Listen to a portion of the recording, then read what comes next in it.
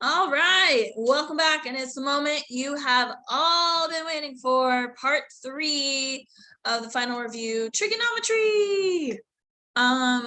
Depending on what teacher sent you here, this might have been part 2, this might be part 3, I don't know, but it's the trig part of the final review for Algebra 2. So let's hop into it, shall we?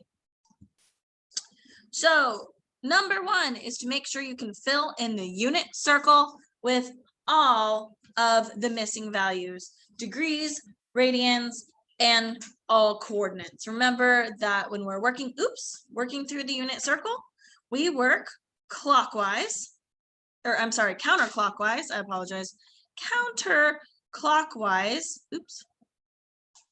we do this, okay? When we start, this is our starting point right here, and one rotation this way is how we do the unit circle. So if we were going to fill in the degrees, I'm just going to say it verbally as I touch the area. If we were going to fill in the degrees, it's going to be 0, 30, 45, 60, 90, 120, 135, 150, 180, 210, 225, 240, 270, 300, 315, 330, and then 360 is the end. So that's degrees. Then you need to fill in the radians for each of them. Radians are things with pi in the numerator.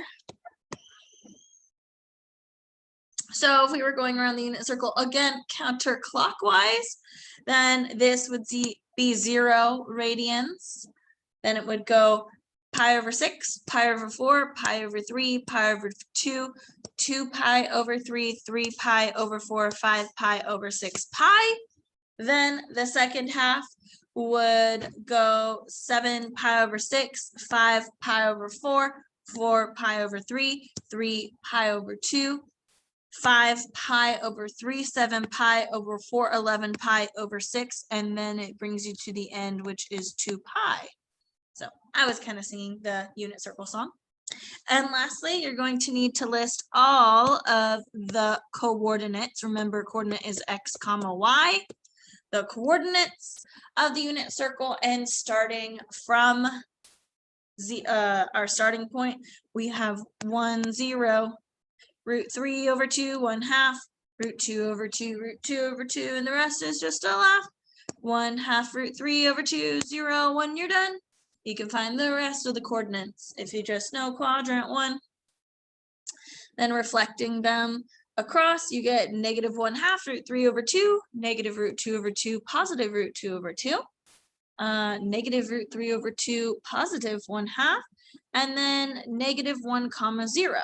The bottom half goes quadrant 3, everything's negative, so it's going to be negative 3 over 2, negative 1/2, negative root 2 over 2, negative root 2 over 2, negative 1/2, negative root 3 over 2.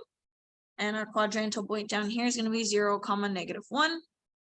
And then finally, finishing up, x is positive, but y is negative in quadrant 4. So it's 1/2 negative root 3 over 2, root 2 over 2, negative root 2 over 2, and then root 3 over 2, negative 1/2. So I know I just did that verbally, and you should be able to do it verbally too, but make sure you can fill in the unit circle with all of the values. You'll notice that in order to be able to evaluate and do a lot of things in trig, you've got to know this unit circle. So here it is filled in. Notice our radians are in the inside. Our radians are on the inside. So here are all of our radian measures, the ones with units of pi. Our degrees are the ones with the little degree symbol, all the way on the outside here. And then our coordinates are all of these values on the outside. So once you have that, we can answer almost all of the questions about trigonometry just based on the unit circle alone. So determine the function, the definition for each function in terms of x and y. So sine of x is which coordinate?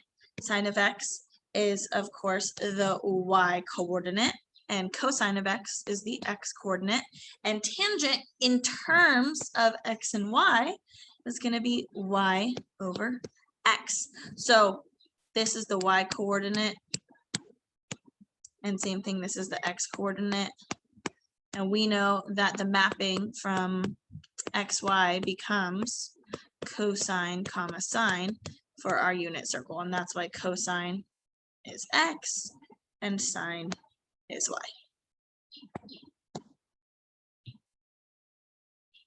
Now you want to fill in the blank with the correct reciprocal function. So remember that cosecant and sine are reciprocals. So cosecant of x is going to be written as 1 over sine of x. Same thing for secant. Secant and cosine are reciprocals.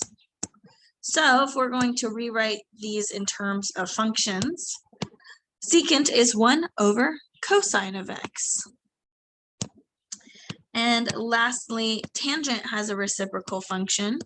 The reciprocal function of tangent is cotangent.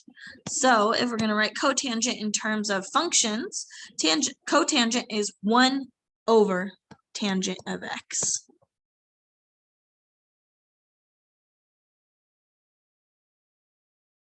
Now, evaluate all of the trig functions. Have your unit circles ready and find 5 pi over 6. We're looking to find sine of 5 pi over 6. Remember, sine is the y coordinate. So sine of 5 pi over 6, find it on our unit circle, and it's negative root 3 over 2 comma 1/2. So sine of 5 pi over 6 is 1/2. Cosine of pi over 3, that's in quadrant 1. Cosine is the x coordinate, so that's 1/2 comma root 3 over 2. Cosine is the x coordinate, so we have 1/2.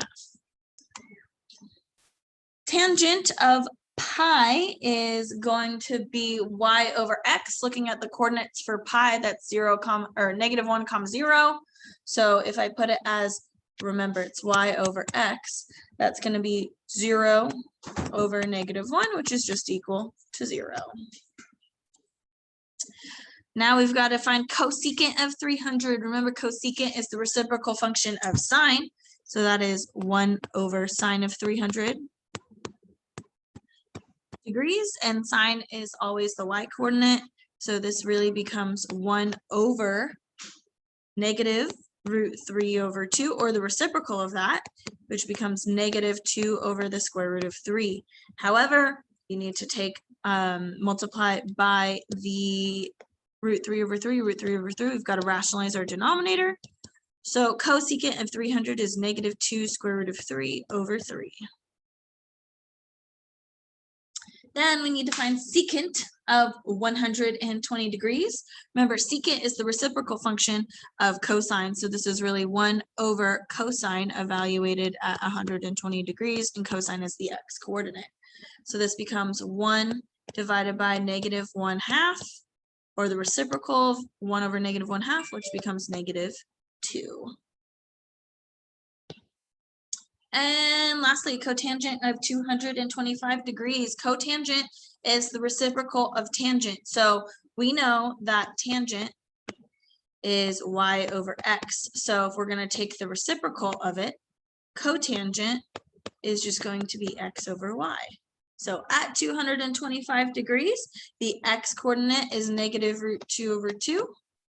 The y coordinate is negative root 2 over 2 because they're both in quadrant 2, but a negative divided by a negative is a positive, and the number divided by itself is just 1.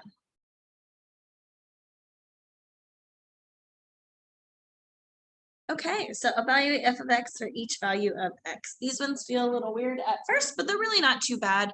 Basically, what we're going to do is take each value of x, which is listed here, like 0, pi over 2, pi, 3 pi over 2, 2 pi, and we're going to plug that in forever, wherever there's an x presented to us in the problem. So f of 0 is going to be sine of 0 minus pi 0 minus pi is negative pi. Remember, a negative value just changes the direction. So on our unit circle, pi is usually right here. So negative pi ends up in the same spot right over there.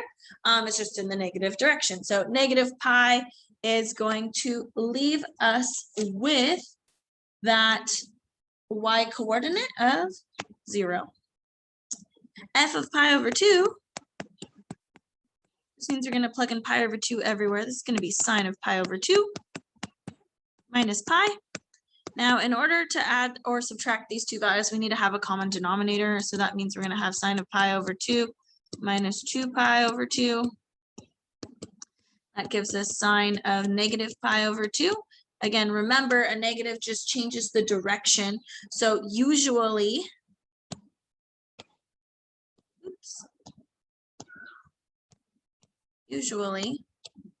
this is positive pi over 2 right here, this coordinate point. But instead, we're going in the negative direction. So we're going to be down here at 3 pi over 2, negative pi over 2, or 3 pi over 2. So the y coordinate, since sine is y of negative pi over 2, is negative 1.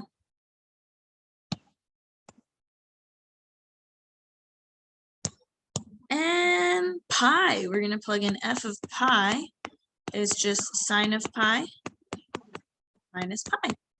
Pi minus pi gives us 0 pi, which really just leaves us right here. 0 pi, that point is 1 comma 0, so sine is just 0. Now 3 pi over 2, we have f of 3 pi over 2. This is going to be sine of 3 pi over 2 minus pi. This, we're going to need a common denominator. It's 3 pi over 2 minus 2 pi over 2. This just gives us sine of pi over 2. And of course, pi over 2 is up here, regular pi over 2. And the y coordinate of that, of pi over 2, is 1. And finally, 2 pi. We're going to evaluate f at 2 pi. So f of 2 pi, but if the input is 2 pi, the output is going to be 2 pi minus pi. We know that 2 pi minus pi is just one single pi. Pi is all the way over here. And the y coordinate for sine is 0. So every time, even though I know it looks really scary, every time that we are asked to evaluate x, we just plug in whatever x is into our equation based on the definition that's given above here. So it says f of x is sine of x minus pi. And then if we're in the positive direction, find the coordinate that corresponds with sine of that value. Or if it's in the negative direction, just change the orientation, just flip it the other direction, and determine the output value as well. So f of 0 was 0, f of pi over 2 was negative 1, f of pi gave us 0, f of 3 pi over 2 gave us 1, and f of 2 pi gave us 0.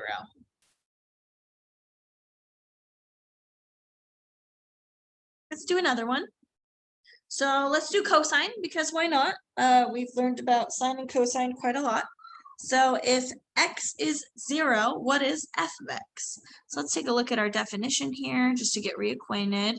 F of x is going to be equal to cosine of x plus pi over 2.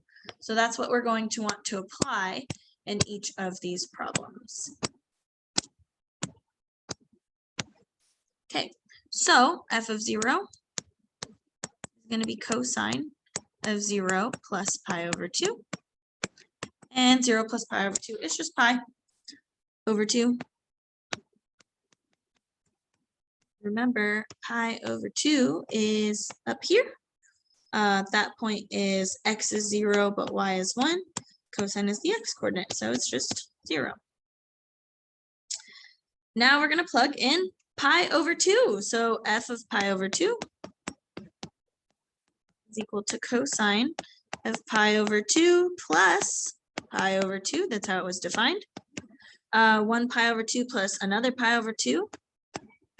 That's 2 pi over 2, but that just simplifies to cosine of pi. Remember, pi is over here, x is -1, y is 0, so cosine of pi is -1. Next, we're going to evaluate it at pi, so f of pi gives us cosine of pi plus pi over 2. You might even know, without getting fractions, that pi is right here, way over here, and pi over 2 is 90 degrees, so we're just going to rotate it one more 90 degrees, which ends us right down over here. However, if you're not comfortable with thinking about the rotation of angle values, you can of course get a common denominator. You'll notice we end up at the same spot, so 2 pi over 2 plus pi over 2 gives us cosine of 3 pi over 2. And of course, right down here, that's 3 pi over 2, just like I showed you it would be. And that coordinate x is 0, but y is -1, so cosine is 0. If we're going to evaluate 3 pi over 2, f of 3 pi over 2, we're going to just plug that into our function. That's going to be cosine of 3 pi over 2 plus pi over 2. That gives us cosine of 4 pi over 2. That simplifies to 2 pi. And 2 pi, of course, is one entire rotation around the unit circle. And that coordinate is 1, 0, cosine is x. Lastly, we just need to evaluate the function at 2 pi. When we plug in 2 pi, we get cosine of 2 pi plus pi over 2. Again, thinking about the rotations around this unit circle, one entire rotation is 2 pi plus pi over 2. Should bring us right back. Let me erase these things. So one rotation, one rotation is 2 pi plus pi over 2 should end us right back up here at pi over 2. But if you don't believe me, we can get a common denominator. This is going to be cosine of 4 pi over 2 plus pi over 2. That gives us cosine of 5 pi over 2. And if you count out pi over 2's, here's 1 pi over, here's 1 pi over 2, 2 pi over 2, 3 pi over 2, 4 pi over 2, and then 5 pi over 2. We are back up at that coordinate. So cosine of 5 pi over 2, aka cosine of pi over 2, is 0. Again, for every input, we just plugged it into our function and found out what the output was when evaluating our function there. So at 0, f of 0 gave us 0. At pi over 2, the output value was -1. At pi, the output value was 0. At 3 pi over 2, the y value was 1. At 2 pi, the y value was at 0.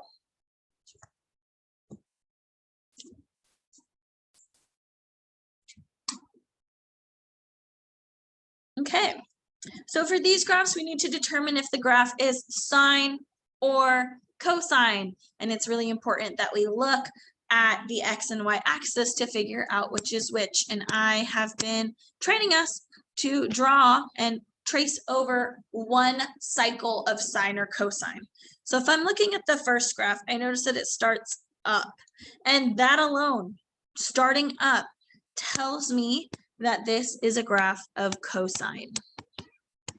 Cosine starts up versus sine starts at 0, and we can see that this is one cycle of cosine. Similarly, the second graph starts at 0, and it would continue like this, although it doesn't, it's cut off a little bit. But since it starts at 0, that tells us straight away that this is a graph of sine. Third graph, looking at it, it starts at 0, which means it's a graph of sine. And look, there's one whole cycle of sine. It just happens a little bit faster. So this is sine. If it's up, if it's up, if it's up, then it's cosine.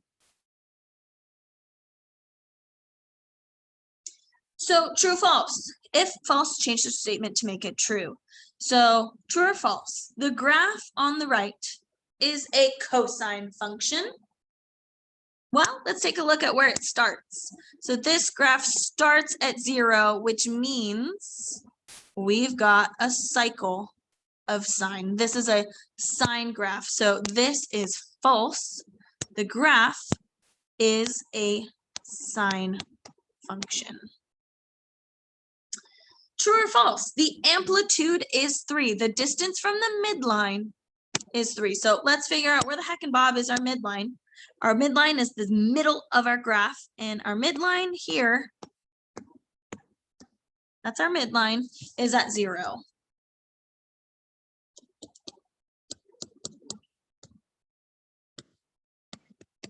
So I want to know, what is the distance from the midline to the maximum value? Or you could think about it from the distance from the midline to the minimum value. Either way, it's just distance. It can never be negative. So here's 2.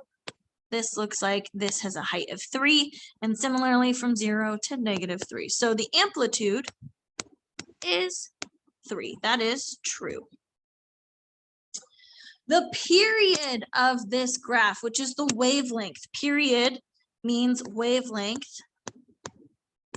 How long does it take to finish one cycle of sine? So let's look. Remember, our sine starts here, it goes up, down, and has to finish. And I want to know, how long is that wavelength? The wavelength is equal to 2. I can see it right on the x-axis. So P is equal to 2. This is a false statement. The period is 2. Now we have to decide if the equation is equal to y is 3 times sine of pi x. Remember, we're working with y is equal to a times sine of bx. A is our amplitude, so we definitely have an amplitude of 3. So that checks out right here. Then we need to figure out what b is. Oh no, remember b is equal to 2 pi over the period, and we found out that the period was 2. So that's going to be 2 pi over 2. That reduces to just pi. So this means we're going to have sine of pi times x. And what do you know? That totally matches with the equation given, so that's true. So coming back, I think the hardest thing is finding either the period if you forgot, or looking for the wavelength. And then making sure we can understand that it's in terms of B, not P for our equation. B as in Bob, not P as in period. Oh my gosh, we're almost done.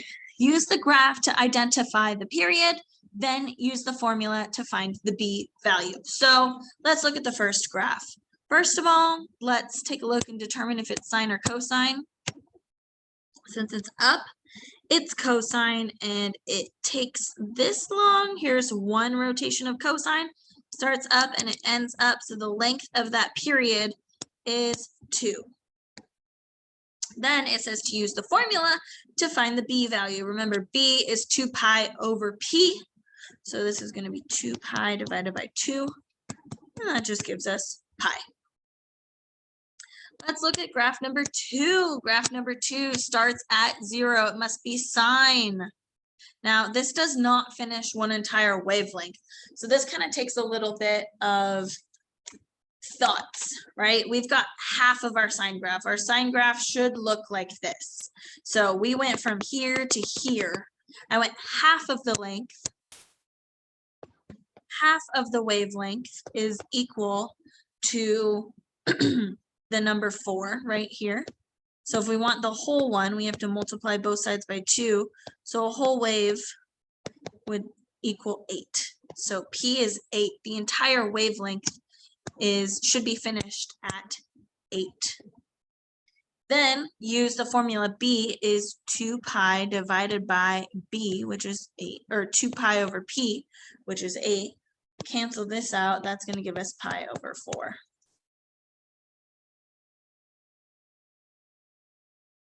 Now let's look at our last graph. Again, let's try to identify one cycle of either sine or cosine. Since graph number 3 starts at 0, it's going to be sine. Here's one entire wavelength of sine. Where does it end? That's my period. The wavelength is 2. So to use the formula, b is 2 pi over p, which is 2 pi over 2. So b is pi.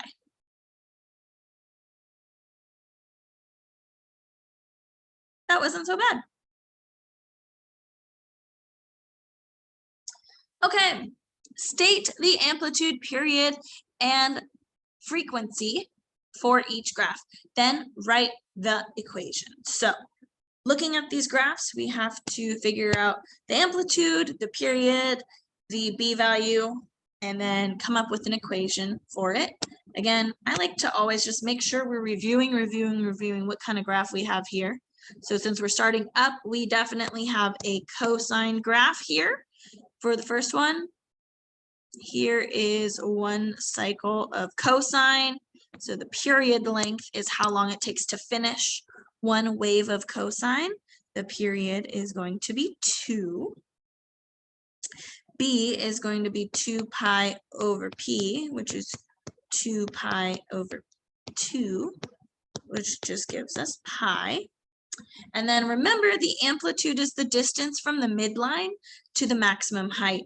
Now, the middle of our graph is at 0, and the total distance all the way up here is 2. So amplitude is also 2.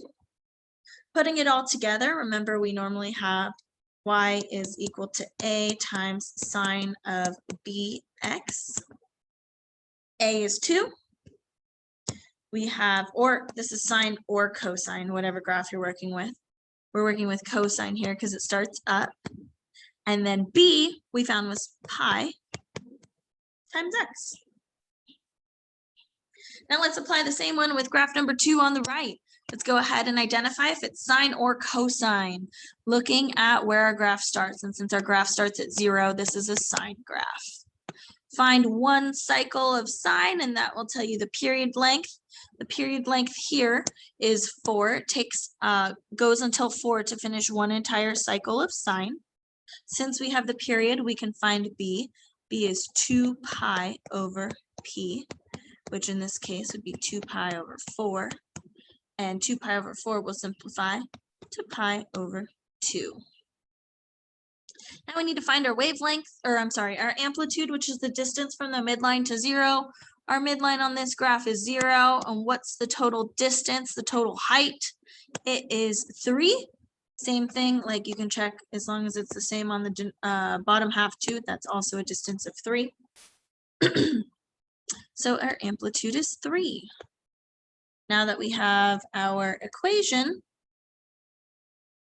it's going to be y is equal to 3 times, this is a sine function, b is pi over 2, and we have x.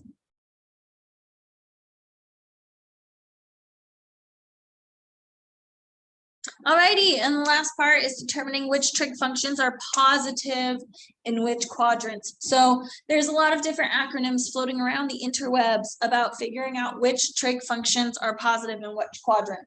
So I like the one all students take calculus, or someone wrote in an Edpuzzle, all students try calculus.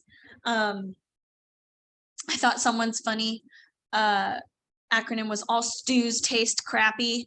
Things like that, whatever makes sense, but we're going just like the unit circle does. We're going to go counterclockwise. So all students take calculus. It's going to start quadrant 1, quadrant 2, quadrant 3, quadrant 4. And that just tells us what kind of functions are positive in those quadrants. So in quadrant 1, in quadrant 1, all functions are positive. All functions are positive. That means sine is positive, cosine's positive, and so is tangent. And if sine is positive, that means that its reciprocal function, cosecant, is positive as well. If cosine is positive, then that means its reciprocal function, secant, is positive. If tangent is positive, then so is cotangent. Then in quadrant 2, sine is positive. And if sine is positive, then so is cosecant. But that's it. In quadrant 3, just tangent is positive. And if tangent is positive, so is its reciprocal function, cotangent. In quadrant 4, it's just cosine is positive. And if cosine is positive, then secant is positive. So that's how we can use all students take calculus to help us understand which functions are positive in which quadrants. So in which quadrant is sine positive? Which quadrant is sine? Well, we know all of them are in quadrant 1, so that includes sine. And also quadrant 2, sine is positive. Tangent is the only one positive in quadrant 3, and cosine is the only one positive in quadrant 4. So for this one, we're going to say quadrant 1 and quadrant 2 is where sine is positive.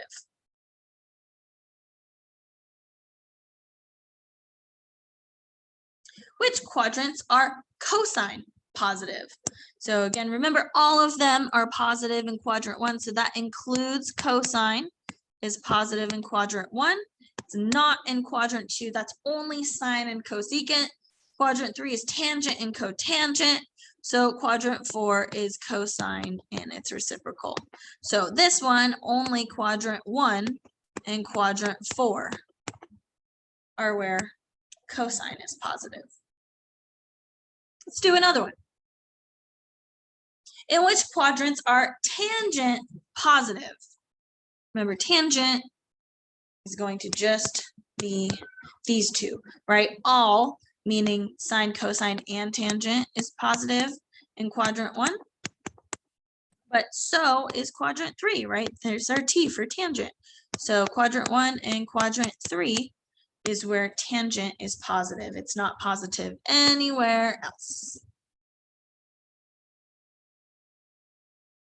Let's get a little tricky, but not too much. So in which quadrant is secant and cosine negative? Now we're not asking if it's positive, we're asking if it's negative.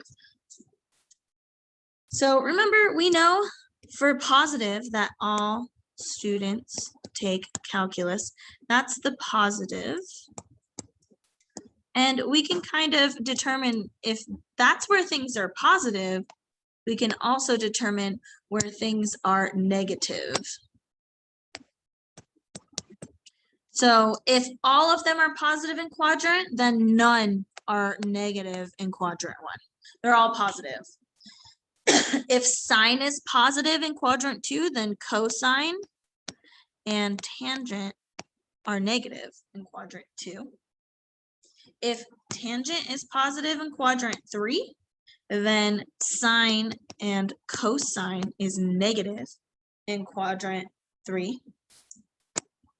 If cosine is positive in quadrant 4, then sine is not positive and tangent is not positive. Therefore, sine, tangent are negative in quadrant 4. Now that we've kind of determined this, we can use this new negative one to determine where secant and cosine is negative. So we can see straight away that like cosine is negative here and here. But we also want to determine where secant is negative too. And remember, secant is defined as the reciprocal of cosine. So we need to figure out where cosine is negative. Oh, that's right here. So wherever cosine is negative, the reciprocal is also negative. And that really just tells us that we only have quadrant 2 and quadrant 3, where both of these are satisfied. Right here.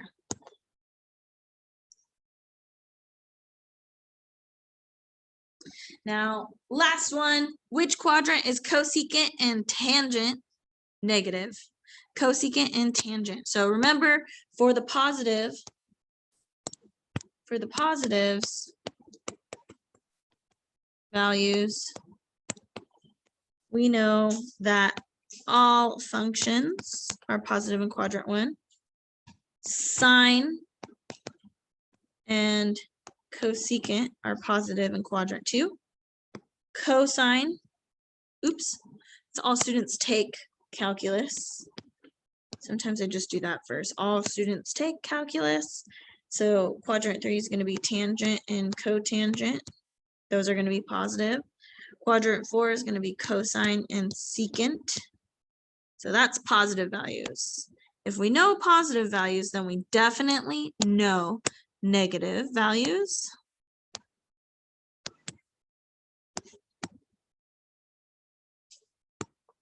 So if all of them are positive in quadrant 1, then none are negative. If sine is positive, then that means cosine and tangent are negative, and also the reciprocals. So cosine has secant, tangent has cotangent. If tangent is positive in quadrant 3, then that means sine and cosine are negative, as well as their reciprocal functions. Sine is cosecant, cosine is secant. And lastly, if cosine is positive, then the opposites are negative, which would be sine and tangent. Sine's reciprocal is also going to be a negative there, so that's going to be cosecant and cotangent with tangent. So I want to know where it is true that cosecant is negative. So cosecant is right here and right here. So far I'm at quadrant 2 and quadrant 3, but I also want to satisfy that tangent is negative 2. So I see that tangent is negative in quadrant 2 and tangent is negative in quadrant 4. So since I want to satisfy both of them, the only option is where they're both satisfied, and that is quadrant 4.